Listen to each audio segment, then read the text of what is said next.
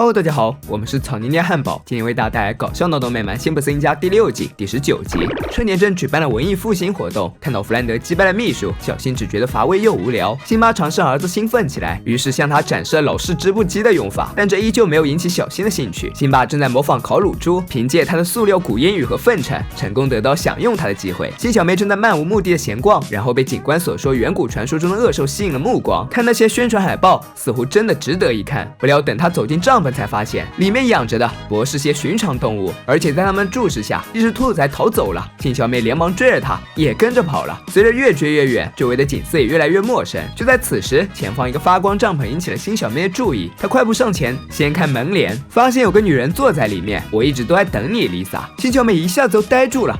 你怎么知道我的名字？很简单，看你的名牌。接着，女人又说话了，你想知道你的未来吗？抱歉，我不相信预言，我该走了。别着急，你的妈妈带着你的哥哥妹妹在看马术，而你的爸爸在嘲笑木偶表演。新小妹这下觉得有点意思了，至少这个女人能够了解现在。见她回头，女人抽了第一张牌放在桌上，是一张死亡卡。新小妹有些害怕，不过女人告诉她这是个好兆头，意味着变迁和转变。但接下来松鼠就不是太好的牌面了，它充满着暧昧与神秘的气息，似乎预示着新小妹的初恋。得到新小妹继续的回答后，女人开始了深入的剖析。那是在2010年的一所东方大学，整个世界已经完全变了模样，到处都是机器人以及全息投影的树木。新小妹带课本准备上学，不料迎面撞上一个男人，她想这一定是自己见过的最讨厌的男人。现在唯有含大豆的零食才能让她平静，但最后一袋刚好被刚才男人拿走了。不仅如此，他还抢先一步乘上电梯，成功借走新小妹想要借阅的书籍。他忍无可忍了，决定找这个名叫修的男人谈谈。我需要这本书，你可能要花一辈子才能读完。我阅读速度比你快，我阅读水平是78分。好吧，那就来比一比吧。他们就这样从白天比到晚上，也没有分出胜负。这时修表示自己要去拿本字典，当他说出要查阅的词语时，新小妹一口说出了它的含义。修的表情由不悦变为了欣赏，在那一瞬间，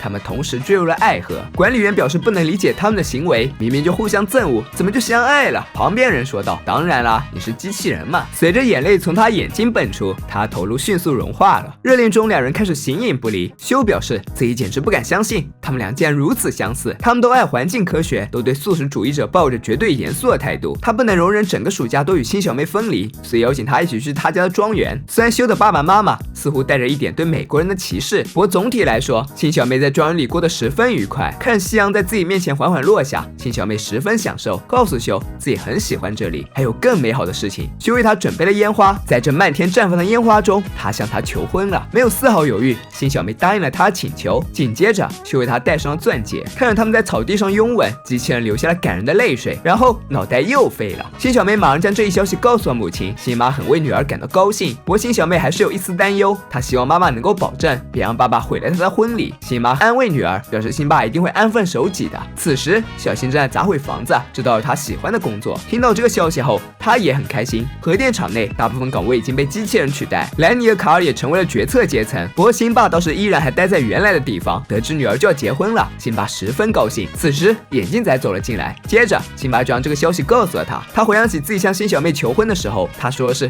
自己从未想过结婚。想到此处，眼镜仔就决定女债夫偿，在辛巴的工作表现评估上好好的记上一笔。回到家后，辛巴依然十分高兴，他想要将这个好消息告诉给所有人。他对于女儿的婚礼心里已经有了无数的举办方式，但新妈告诉他不必亲力亲为，表示自己已经得到了法院许可，禁止他筹划这次婚礼。看了文件之后，辛巴没有坚持，说自己会躺在吊床上。春天真的很多老朋友都接到了邀请函，秘书表示自己会戴上秃头，笑让把好消息告诉了胡福。这可是他们学校唯一一个毕业后就读于成人级别学校学生的婚礼了。胡福一下子就猜到了是新小妹，因为马丁已经丧生于科学展览的爆炸中。其实并没有，他此时还在地底下上演歌剧《魅影》呢。在回家的路上，新小妹认出了司机，这不是以前的市长吗？还真是时移世易，物是人非。看窗外路过的核电厂，新小妹越发不安了。过几个街区就是我家了，秀安慰道：“别担心，我相信我能和你的家人相处很好。毕竟新小妹已经为他讲述过最坏的情况了，等待着妹妹和妹夫小新远远的看见他们来了，立刻通知爸爸升国旗。辛巴麻溜将英国国旗升了上去，不料国旗卷进了树上的灭蚊器里。修看到的就是正在燃烧的国旗，把这孩子刺激的眼泪直流。经过一系列灭火措施后，到他手里的就只剩下一块破布了。一旁的辛小妹看着这一切，只觉得呼吸都成了件难事儿。辛巴带着小情侣参观他新修的客房后，他就颇为识趣离开了，只剩下他们两个了。辛小妹感激地抱住修，在考验中你表现太出色了，因为我太爱你了，我愿意为此通过任何考验。话音刚落，他从房间里掉了下去。面对无比关心自己的女朋友，他安慰她，下面的肥料让他缓和了不少。不过首先他需要洗个澡。接着到了用餐时间，看着辛普森一家都狼吞虎咽的，修都惊呆了。在辛妈的小声提醒之下，大家才开始细嚼慢咽。没过多久，父子俩就相继对修表达自己的善意。小新就不必说了，辛巴提出了颇为无理的要求。辛小妹发现男友的尴尬，说今天下午要去试婚纱，才缓解了气氛。不料辛巴又开始作妖，表示自己和儿子会将修带出去。辛小妹忙说，经过那次跌落，修应该好好休息。修安慰女友，表示自己没事，然后转身就对辛巴说，我很乐意。经过惊险刺激的车程后，修终于抵达今天的目的地老谋子酒吧。在这里，辛巴将自己的珍藏送给了他，一副绣钉，并且对修说，这是老辛普森在他结婚的时候送给他的。他觉得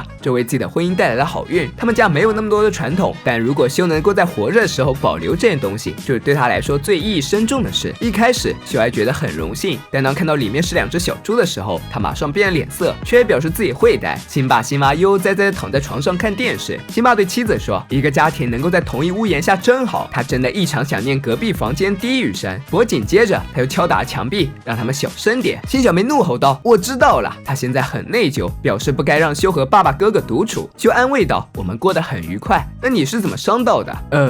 当我们躲在垃圾桶的时候，在颜色杂志仓库的火警铃声响了以后，就变成这样了。辛小妹有些心疼，你能忍受这一切真是太好了。修告诉女友一切都很好，真的，然后轻轻地揉揉她的头发，现在睡觉吧，明天对于我们来说是个大日子。果然满足和开心，辛小妹进入了梦乡。待到此时，修才露出了她的害怕与不安。终于到了结婚的日子，辛小妹却有些不安。妈妈，爷爷说我穿白色不好看。辛妈安慰道，他说的又不算。母女俩这才开心的笑了。振作起来后，辛小妹开始检查身上的东西，她有一些旧的珍珠项链，还有一些新的，这件婚纱，一些借来的修妈妈的古董胸针，现在还插一些蓝色的。闻此，辛妈用剪刀剪下了一撮头发。辛小妹备受感动，母女俩又一次的紧紧相拥。看着自己妹妹穿着婚纱的美丽模样，小新表示自己都想结第3次婚了。他说自己在修的单身派对上认识了一个异国舞者。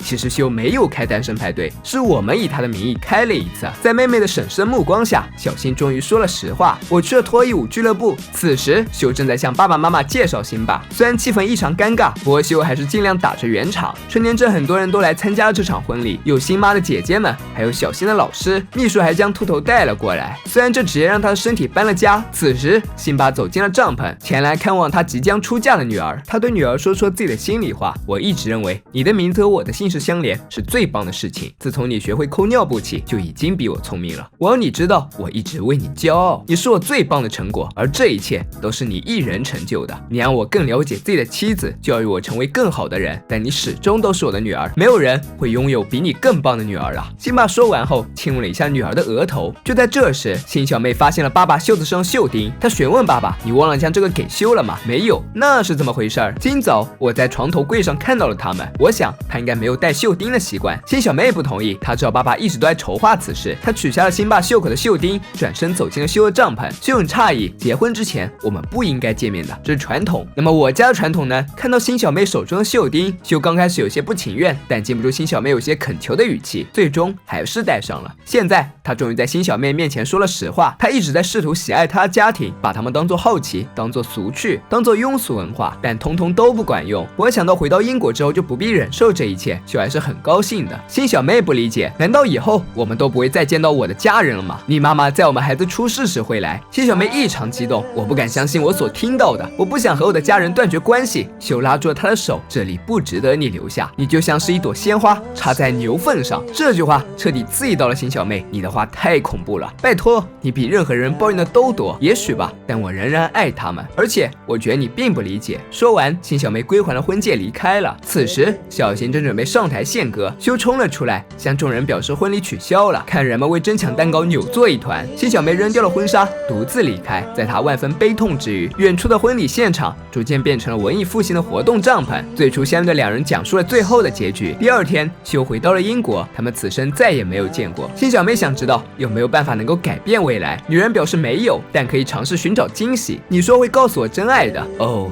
你当然会找到真爱。我擅长是预知恋爱关系，是你自己没能成功。女人说完就洒下烟雾。不过消散之后，她还是在原地。辛小梅看出来自己该离开了，她抱着草丛中跳出来的兔子，回到了活动现场。此时，辛巴找到了女儿，你上哪去了？你错过了一件难以置信的事。辛小梅很激动地冲了过去。辛巴接着说：“我吃了7磅软糖，哇哦！”有人说这创造了一项记录，那你还做了什么呢？还做了茶杯转椅，虽然觉得不舒服，但又不得不坐定下来。不过之后又做了一次。情感在人的一生中占据重要地位，无论是亲情、爱情或是友情，都是不可缺失的部分。其中拥有一份完美的爱情及追寻到一位灵魂伴侣共度余生，大概让很多人都心向往之。这份感情来自偶然，却又充满必然，让当事人在此之前从没想过能和别人如此契合。辛小梅和修就是这样的灵魂伴侣，他们有相同的爱好、习惯，虽然相处时间不长，却已经决定相守一生。但若是这样美好的爱情注定要依靠失去亲情来维持，那么它的价值应该如何衡量呢？也许每个人都有属于自己的答案。有人说亲情属于过去，而爱情面向未来。但一个人若是没有过去，何谈将来？任何一份积极健康的感情都不应该以舍弃另一份为代价。这大概就是辛小梅宁愿放弃完美爱情，也要选择不完美但爱着自己家人的原因吧。